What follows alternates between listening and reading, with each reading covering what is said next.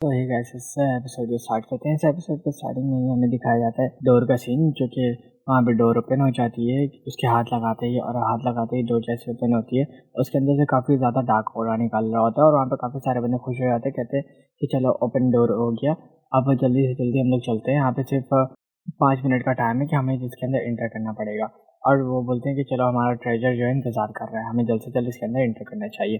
वो लोग उसके तरफ गेट की तरफ आगे बढ़ जाते हैं और कहते हैं हमारा तो काफ़ी ज़्यादा आज लग काफ़ी ज़्यादा अच्छा है कि हम यहाँ पे आ गए हैं और हमें ये अपॉर्चुनिटी मिली। और वो लोग हंसते हुए अंदर की तरफ जा रहे होते हैं, जबकि जबकि यीमिंग जो है उसे रोक लेता है उसके साथ वाले लड़के को और कहता है कि नहीं, हमें अभी यहीं भी नहीं जाना चाहिए। और वो कह रहा होता है ब्रदर हमें यहाँ पे जल्दी से जाना चाहिए, टाइम बिल्कुल निकल रहा है। मुझे लगता है नहीं, हमें अंदर नहीं जाना चाहिए क्योंकि अंदर काफ़ी ज़्यादा खतरा है। तो अब जब तक ये क्लोज नहीं हो जाए और हम देख ना ले, हम अंदर नहीं जाना चाहिए। तुम समझ गए मेरी बात कि मैं क्या कह रहा हूँ और मैं किस तरह के फॉर्मेशन की बात कर रहा हूँ।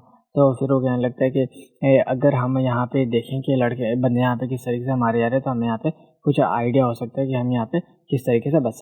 और जैसे वो सारे के सारे बंदे जाते हैं, साइडों से बहुत बड़े बड़े हाथ निकलते हैं और अंदर से सिर्फ चीखने चिल्लाने की आवाज़ आती है कि हमारी मदद करो, हमारी मदद करो।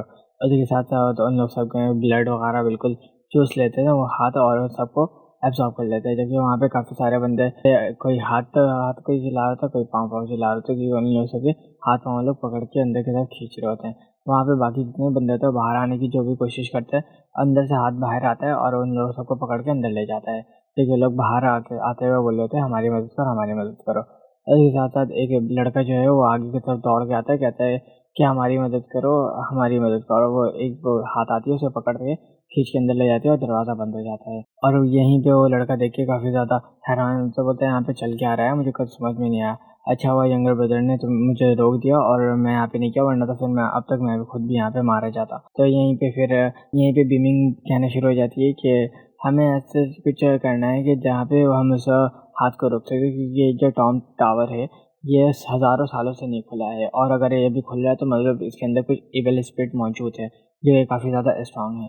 बेसिकली यहाँ पे इविल लॉर्ड का जो हार्ट भी यहाँ पे कैद किया गया है, तो इसकी वजह से यहाँ पे जो अंदर की एयर है वो भी पॉइजन हो सकती है। ये काफ़ी ज़्यादा डेंजरस जगह है और इसके अंदर अगर हम एंटर करते हैं तो मुझे नहीं लगता कि हम ज़्यादा देर तक यहाँ पे सर्वाइव कर सकते हैं, या फिर हमारे लिए अगर सर्वाइव कर लेंगे तो डिफ़िकल्ट हो सकता है।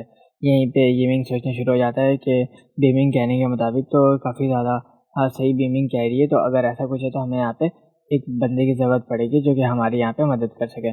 और वो फिर वहाँ पे फॉक्स यहाँ पे जिसे बताया होता है उसके वो ट्रम्प कार्ड को निकाल लेता है और कहता है कि 800 मिलियन से ईस्ट में हूँ मैं यूंग जिम बोल रहा हूँ डेविल लॉर्ड से।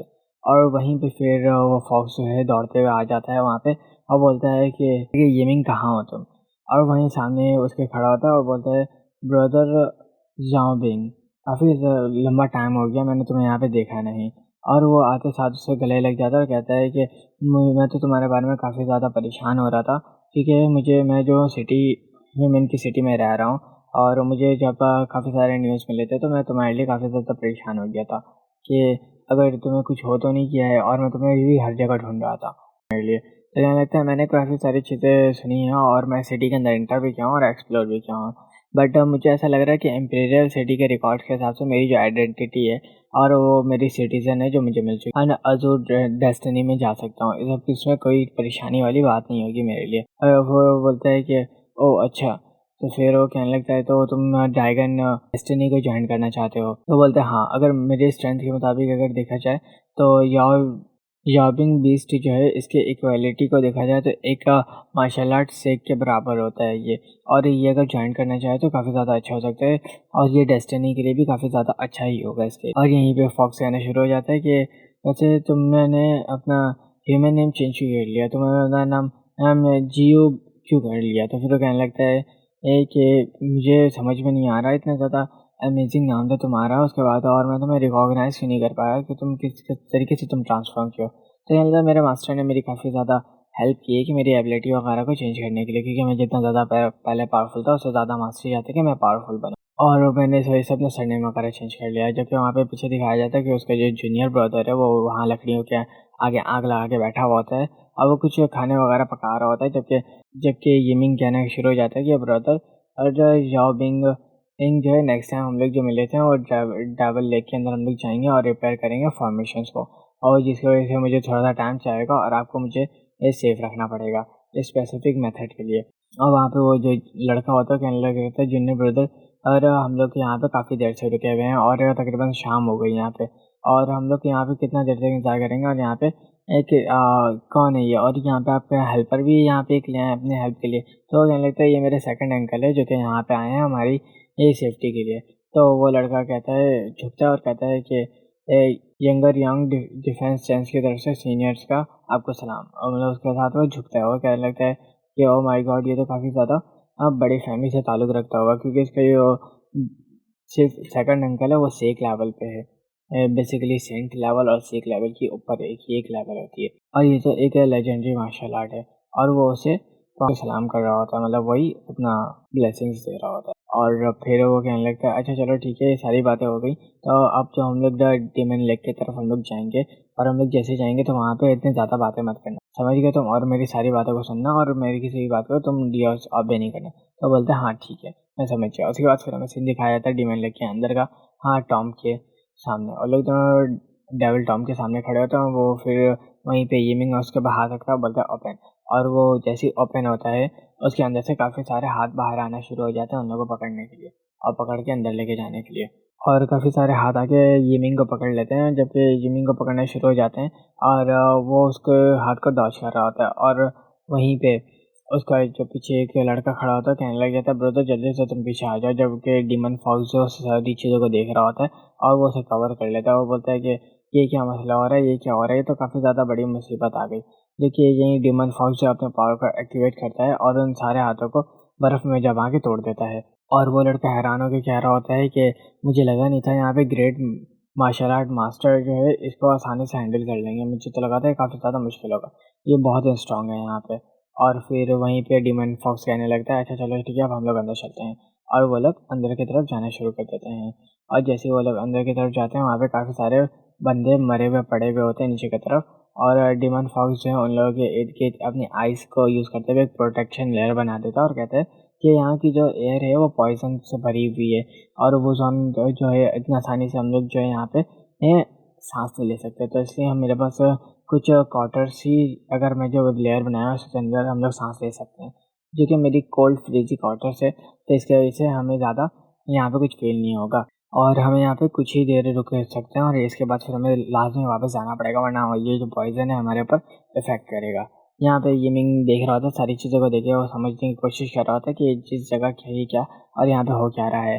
क्योंकि यहीं पे फॉक्स डीमन बताने उसको शुरू हो जाता है कि ये जो जगह है ये काफ़ी हज़ारों सालों से यहीं पे बंद है और अब तक इसे कोई खोला नहीं किया, और अगर अब ये खोली है इसकी एरे जो है फॉर्मेशंस वो काफ़ी ज़्यादा टूट चुकी है और वीक हो चुकी है, तो इसलिए यहाँ पे उसको रिपेयर करना लाजमी पड़ेगा। अब वो जैसे ही यीमिंग पीछे की तरफ घूम के देखता है वहाँ पे पीछे केव के बाद जितने बंदे मरे पड़े हुए होते हैं वो सब के सब अब उठना शुरू हो जाते हैं डेड पीपल्स की तरह, और वो सब चिल्ला रहे थे मेरी मदद करो मेरी मदद करो, और वो लोग आगे की तरफ लड़के को पकड़ना शुरू हो जाते हैं। जबकि आईसी डीमन फॉक्स का जो प्रोटेक्शन होता है वो काम करता है और उन लोग सबके हाथ जम जाते हैं, और हाथ के साथ साथ वो लोग भी जम जाते हैं। जबकि वो बोलता है कि ये सारे लोग जो मर चुके हैं इसलिए तुम्हें इस सब के लोगों की टेंशन लेने की ज़रूरत नहीं है, इन्हें जो ऑब्जर्व करना और इन लोग से छुटकारा पाना तो मेरे बाएं हाथ का खेल है, और उन सबको तोड़ देता है। जैसे ही वो तोड़ता है वो बोलता है कि चलो अब आगे की तरफ चलो।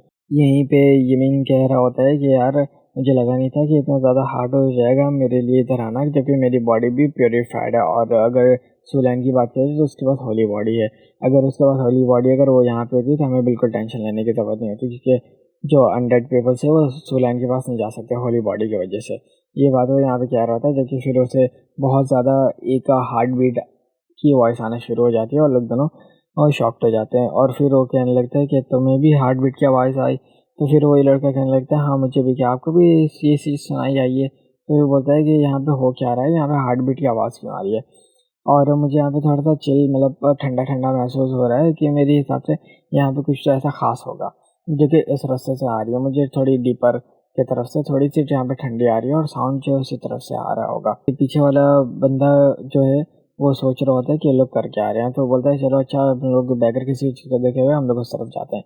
लेकिन केव के पीछे से आवाज़ आ रही होती है तुम लोग कहाँ जा रहे हो, तो वहाँ पे तो काफ़ी ज़्यादा डेंजरस है, तुम्हें वो लोगों को वहाँ नहीं जाना चाहिए क्योंकि वहाँ पे काफ़ी ज़्यादा जड़ें होंगे, तुम लोग को इधर आ जाना चाहिए हमारे साइड। तुम उधर नहीं जाओ।